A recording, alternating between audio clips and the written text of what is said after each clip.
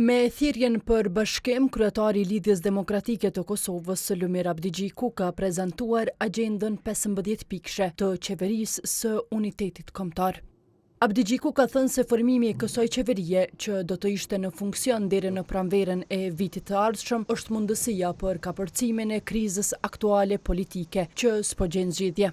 Kreu i LDK-s tha se qeveria e unitetit duhet drejtuar nga një figurë unifikuese, derisa përjashtoi veten nga pozita e të parit të ekzekutivit. Na duhet një udhëheqës si një qeveri të unitetit që përfason unitetin, që do të thotë kryetarët e partive politike duhet për një herë të përjashtojnë veten nga një proces i tillë, sepse atëherë po flasim për një qeveri praktikisht jo të unitetit, por partijake, derisa pjesëmarrësit në digasteret përkatëse, që mirën ekskluzivisht në pikat e kësaj agjende, duhet të jenë profesionistë dhe partijake dhe të jashtëm. Agjenda e LDK-s kryesohet nga synimi për funksionalizimin e institucioneve kushtetuese, depolitizimin e institucioneve të pavarura e riformatimin e bordeve të ndërmarrjeve publike. Ajo pasohet nga rritja e pagave e miratimi një pakoje emergjente për menaxhimin e krizës energjetike.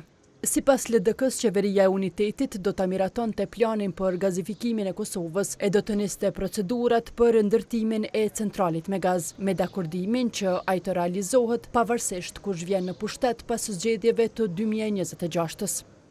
Në lidhje me politikën e jashtme, kryetari Abdigjiku tha se prioritet do të ishte rivendosja e marrëdhënieve strategjike me aleatët euroatlantik. Këtë drejtim do të përgatitet një platformë unike e gjitha partive politike, shtetërore për dialogun me Serbinë, e ndërtuar mbi dakordimin e brendshëm politik fillimisht, dhe në koordinim me aleatët ndërkombëtar, duke vënë fokus kushtetueshmërinë e Kosovës, integritetin territorial dhe sovranitetin e plotë të Republikës Kosovës.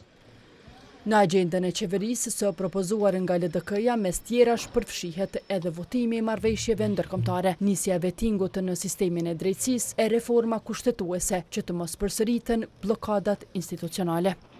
Në një qeveri të unitetit do trajtonim dhe këtë praktikë të tanishme në për cilën po kalojmë.